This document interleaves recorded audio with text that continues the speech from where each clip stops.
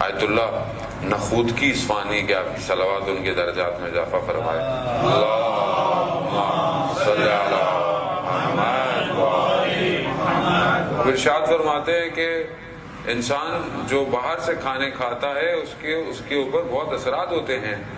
حتیٰ جو شخص کھانا بنا رہا ہے اس کے نفس کے اثرات آپ کے لقمے کے اوپر ہیں. اس میں ہم کہتے ہیں وہاں سب چلتا ہے، خیر ہے، کوئی نہیں، سوچ لیتے ہیں اندر مسلمان ہی ہوگا. آپ کے سوچنے سے تھوڑی ہو جائے گا مسلمان. اگر آپ کو ذرا سا بھی شبہ ہے، شک ہے، تو نہ کھائیے. ذائقہ کتنی دیر کا ہے. حتیٰ وہ یہ کہتے ہیں کہ جب اس کو اور ایکسپلین کرتے ہیں، حتیٰ وہ یہ کہتے ہیں کہ دکان یا ریسٹورنٹ یا جو بھی آپ جہاں کھانا مل رہا ہے وہاں پر جو لوگ آ جا رہے ہیں ان کے آنے جانے اور نگاہوں کی وجہ سے بھی کھانے پہ اثرات مرتب ہوتے ہیں. اب اور بعض علماء نے بیان کیا ہے کہ جس جگہ پر کھانا یا پھل سامنے پڑا ہو اور لوگ اس کو دیکھتے ہوئے جائیں تو وہاں سے مت لو. کیوں؟ کیونکہ دیکھنے کی وجہ سے بھی ان کے اوپر اثرات مرتب ہوتے ہیں. ایک عارف کا واقعہ، وہ کسی شخصیات تندور پہ گئے روٹی لینے، تو تھوڑی دیر میں دیکھا کہ ابھی وہ باری آ رہی تھی تو آپس میں تندور والا کسی گاہک سے لڑ پڑا. اور جب وہ روٹی انہوں نے اس کی باری آئی روٹی رکھی تو انہوں نے کہا میں نہیں لے رہا. کہا کیوں؟ کہا اس کا غصہ روٹی میں منتقل ہو چکا ہے. یعنی اتنے اثرات ہیں. آج آپ کو معاشرہ جو ہے وہ عجیب سا جو نظر آ رہا ہے، خاص طور پہ ہمارے اپنے ملک میں جب گدھے اور پتہ نہیں کیا کیا کھلائیں گے تو پھر آپ کیا توقع رکھتے ہیں لوگوں سے کہ وہ اچھی باتیں کریں گے، اچھا عمل کریں گے، یا انسانوں کو ووٹ دیں گے یا جانوروں کو ووٹ دیں گے؟ مرتب ہیں، اثرات مرتب ہیں، جانے ہوتے ہیں. ایسے تو نہیں اسلام اتنا بڑا حصہ جو ہے وہ خوراک کے لیے اس نے تعین کیا ہے، یوں کھاؤ یہ کھاؤ. آداب آپ دیکھیں حضرت سیدہ فاطمہ الزہرا سلام اللہ علیہ، اللہم صلی علی محمد، 12 مراتب ذکر کر رہی ہیں کھانا کھانے کے لیے، کہ جس میں سے کچھ آداب ہیں، کچھ جو ہیں وہ مستحبات ہیں اور کچھ معرفت کے نکات ہیں. یعنی صرف ایک لقمے سے پہلے، یعنی اتنا ڈیٹیل اہل بیت کہہ رہے ہیں کہ غور کرو کہ کھا کیا رہے ہو. لقمہ ایک ہوتا ہے لیکن بدن کے اوپر اثرات مرتب کر دیتا ہے. روح کے اوپر اثرات اس کے شدید مرتب ہیں. انسان چلتے پھرتے کھا لیا، کھڑے ہو کے پانی نہ پیو، بیٹھ کے رات کو پیو، یہ سب چیزوں کے ظاہراً آپ کو کوئی مسائل نہیں ہے، لیکن آپ کے بدن اور آپ کے ساتھ جو دوسرا ایک فیکٹر جڑا ہوا ہے روح، اس کے اوپر شدید اثرات ہیں. یہ جو انسان آج عبادت میں کسالت برتتا ہے، کھڑا نہیں ہو پا رہا، نماز صحیح طرح نہیں پڑھ پا رہا، حالت کیفیت نہیں ہے، یقیناً کہیں نہ کہیں لقمہ داخل ہے. اور اگر آپ کو کہیں شک ہو، شبہ ہو، حتیٰ کہ مثلا یہاں والا شخص آیا خمس دیتا ہے یا نہیں دیتا ہے، تو آپ کے اپنے لیے ہے کہ جتنا کھائیں، جتنا آپ سمجھ لیں اس کا حساب لگا کر خود خمس دے دیا کریں. کیونکہ بہرحال جو اہل بیت کا حق ہے اگر وہ بھی ادا نہیں ہو رہا تو مال جو ہے وہ جائز نہیں ہے. مال کے اندر حق غصب کیا گیا ہے. ہم کہتے ہیں کہ وہ مدینہ میں اہل بیت کا حق غصب ہو گیا، خدا نہ خواستہ ہم تو نہیں کر رہے ایسا. تو لقمہ بہت امپورٹنٹ ہے عزیزان محترم. حدیث عنوان بصری کہ جو بہت فیمس حدیث ہے، جو آیت اللہ غازی طباطبائی رضوان اللہ تعالیٰ علیہ آپ کی صلوات ان کے درجات میں اضافہ فرمائے. اللہم صلی علی محمد وآل محمد. اپنے شاگردوں کو اتنی تاکید تھی کہ حدیث اپنی جیب میں رکھیں اور اس کو ہفتے میں 2 دن پڑھا کریں. حدیث بہت طولانی ہے، وہ فرصت نہیں ہے کہ میں اس حدیث کو کاملاً بیان کروں، لیکن اس کے اندر جو ریاضت نفس کا جو حصہ ہے اس میں جو ہے وہ کھانے کے متعلق بات کی گئی. عجیب ہے، انسان کو ہوتا ہے کہ ریاضت نفس یعنی کہ مثلا انسان کہیں کونے میں بیٹھ جائے، تسبیحاں پڑھنا شروع کر دے یا کوئی ایسے کر لے جو ہمارے عموماً ہوتا ہے. مولانا صاحب کو نسخہ دے دیں تو ہم بھی ذرا عارف ہو جائیں یا کچھ ہو جائیں. آیت اللہ عثمہ بہجت سے پوچھا کسی نے کہ ہم کیا کریں؟ ان کا جو جانتے ہو اس پہ عمل کرو، جو نہیں جانتے خدا تمہیں خود سکھا دے گا.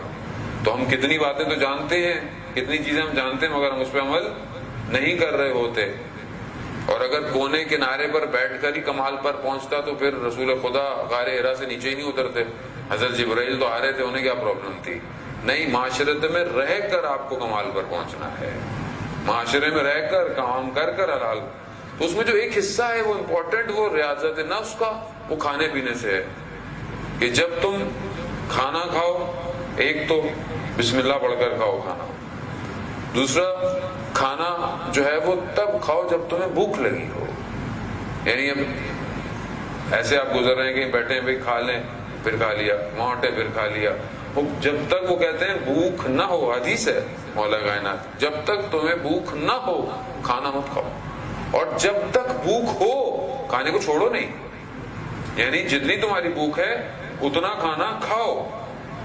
اور کھانے کو رسول خدا فرماتے ہیں کہ اپنے شکم کو 3 حصوں میں تقسیم کرو, ایک کھانے کے لیے, ایک پانی کے لیے, اور ایک ہوا کے لیے. وہ یہاں تک کھا لیا تو پانی بھی نہیں پیا جا رہا, پھر میٹھا آ جاتا ہے تو کہتے ہیں یہاں پہلے بتاتے تو جگہ ہی نہیں رکھی ہم نے میٹھی. تو ہمارے یہاں تو کھانے سے دیکھیں نا, آپ اپنی شادی بیاہ کی تقریبات دیکھ لیں پاکستان کے اندر, وہاں سے شخصیت پتہ چلتی ہے جب کھانے کے ڈھکن کھلتے ہیں تو پتہ چل جاتا ہے کہ اندر کون سا والا ہے. اندر میں نام نہیں لینا چاہتا, لیکن کون سا اندر چھپا ہوا ہے شخص. ختم ہو گیا تو کیا ہو جائے گا, بس اگر کچھ نہیں ملا تو کیا ہو جائے گا. انسان اپنے ٹیبل سے اس کا اندر کا ہرس اس کی پلیٹ میں نظر آ رہا ہوتا ہے. ایک ابھی ڈش کھا رہا ہوتا ہے, 4 پہ نظر ہوتی ہے کہ کہیں یہ تو کم نہ ہو جائے, کہیں اٹھا نہ لے کوئی. ویسے معاشرے کی باتیں ہیں, حقیقت ہے, اس سے ہم آنکھیں چھپا نہیں سکتے. تو یہی سے پتہ چلتا ہے انسان کتنا جو ہے وہ شکم کے لیے کتنا پریشان ہے, اور یہ شکم اس کو کس مقام پہ لے جاتا ہے. کھانے کے بعد انسان ہل نہیں پا رہا ہوتا, جبکہ کھانے کے آداب یہی ہیں کہ اتنا کھاؤ جتنا تمہارے بدن کو ضرورت ہے. روایات یہی کہتی ہیں کہ تمہارا کھانا ایسا ہو کہ جو تمہاری عبادات میں تمہیں طاقت دے سکے. یعنی میں کھانا کیوں کھاؤں؟ تاکہ میں پروردگار تیری عبادت بہتر کر سکوں. علامہ طباطبائی کہ رات کو جو تفسیر المیزان لکھی انہوں نے, اتنی بڑی کہ آج تک جو ہے وہ ہم اس کو صحیح طرح درک نہیں کر پا رہے. رات کو جب ہوتے تھے تو وہ اپنے بدن کی خستگی وہ نہ ہو, تھکے نہ, تو چائے اور انگور کا استعمال کرتے تھے کہ بدن جو ہے وہ تھکے نہیں. کھانا ضروری ہے, یہ نہیں کہ نہیں کھانا. آپ لوگ یہاں سے جا کے بولے بھائی آج کیا تم کھانا نہیں کھا رہے, بھائی کھانا کھائیں لیکن اتنا کھائیں کہ جتنا میں چل سکوں. اور سائنس نے یہ پروف, سائنس ماشاء اللہ اب تو ہماری تو اللہ رسول کی تو بات کسی کو ماننی نہیں, سائنس کی بات تو ہر کوئی مانتا ہے کہ سائنس بھی کہہ رہا تھی کیا بات ہے جی. جبکہ وہ امین اور صدیق جو اپنی نبوت سے پہلے امین اور صدیق تھے, اور وہ دشمن کفار مانگ رہا تھا امین اور صدیق, وہ امین اور صدیق ہماری زندگی میں اس طرح نہیں ہے. ہم سائنس امین اور صدیق ہے ہمارے لیے. تو سائنس نے پروف کیا ہے کہ روزہ انسان کی بدن میں انرجی کریٹ کرتا ہے. ایسے انزائم اس کے مائنڈ کے اندر کریٹ ہوتے ہیں کہ جو اس کی پوری باڈی کو فیٹ برننگ کی وجہ سے انرجی دیتے ہیں. تو وہ کہتے ہیں روزہ جو ہے وہ, فاسٹنگ جو ہے وہ بہت بیسٹ ہے. اب فاسٹنگ آپ اللہ کی نیت سے کریں یا آپ باڈی کی انرجی سے کریں وہ اب الگ بات ہے, لیکن اصل روزہ وہ جو کہتے ہیں مسلمان رکھتے ہیں, باقی مذاہب بھی روزے رکھتے ہیں, وہ بھی اپنے حساب سے فاسٹنگ کرتے ہیں. نہیں ہو تو ویسے ہی بھوکے رہ لیتے ہیں کہ دوپہر کو کھانا ہلکا کھانا ہے یا صرف کھانا ہے. کیوں؟ کیونکہ انسان کی اللہ جانتا ہے, اس جو اسٹرکچر اللہ نے جو ڈیزائن کیا ہے, جو باڈی ڈیزائن کی, اسے خدا بہتر جانتا ہے کہ ان کو کیا دینا ہے. آج جو بیماریاں ہیں ہمیں, یہ صرف ہمارے اپنے وجہ سے ہیں. آج جو ہماری اپنی خوراکیں ہیں, خاص طور پہ فاسٹ فوڈز ہیں, بہت زیادہ ڈیپ فرائی چیزیں ہیں, یہ ساری چیزیں کیا ہیں. اور خدا نہ خاصے جو مرغی کھاتے ہیں, وہ مرغی کو اگر آپ مین روڈ پہ بٹھا دیں نا درمیان میں, اور وہ ہلے گی نہیں. اس نے ہلنا نہیں کیونکہ اس کو سکھایا ہی نہیں کیا ہلنا. وہ اس کی وجہ سے ہمارا معاشرہ بھی وہیں بیٹھا ہوا ہے, وہ بھی نہیں ہل رہا. آپ اس کبھی مرغی کو غور کریں نا, جب یہاں پہ تو مجھے نہیں پتا, پاکستان میں جو نکالتے ہیں وہ یوں بیٹھی ہوتی ہے, اس کو پیچھے سے نکالتا ہے پھر وہ وہیں بیٹھی ہوتی ہے. اصل وہ جو کھلا رہے ہیں ہمیں, وہاں معاشرے میں آپ دیکھیں روڈ پہ آدمی ادھر آسمان میں دیکھ رہا ہوگا, وہیں دیکھتا رہتا ہے, وہ چل رہا ہے. کیوں ہے؟ کیونکہ خوراک ایسی ہے. جبکہ ہم تازہ اگر چیز, سبزی, پھل, یہ ساری چیزیں کھائیں. میں گوشت کے خلاف نہیں ہوں, ہندوستان سے نہیں آیا ہوا بہت زیادہ, لیکن مسئلہ یہ ہے کہ بہت ساری بیماریاں ہمارے انہی چیزوں کی وجہ سے ہیں. آج جو ہم اتنے پریشان ہیں کہ یہ ہو جائے وہ ہو جائے، اور بیماریاں بھی ماشاءاللہ اتنی زیادہ آتی جا رہی ہیں. خوراک بہت مہم ہے عزیزان محترم. ایک بزرگ عالم کے بیٹھے ہوئے تو کہنے لگے کہ یہ جو دسترخوان پہ چار پانچ چیزیں ہوتی ہیں جب انسان کے، اور انسان ایک چیز کھاتے ہوئے دوسری کی خواہش رکھے خالی، اور حلال ہے لیکن خواہش رکھے، تو وہ کہتے ہیں کہ لمبی لمبی آرزویں پیدا ہوتی ہیں انسان کے اندر. اور یہ آرزویں باہر دیکھیں گے، وہ یہ گاڑی یہ بھی لینی ہے، کسی شاپنگ مال میں کپڑے دیکھ لیے یہ بھی، یہ آرزویں ہیں. اور یہ آرزویں انسان کو حرام کی طرف لے کے کھینچ کے چلی جاتی ہیں. جب آپ کی آرزویں زیادہ ہوں تو جب آپ پورے نہیں کر پائیں گے اپنے، تو آپ پھر حرام کی طرف متوجہ ہوں گے کہ بھائی کسی اور طریقے سے اس کو پورا کیا جائے. لقمہ اتنا مہم ہے، ایک لقمہ.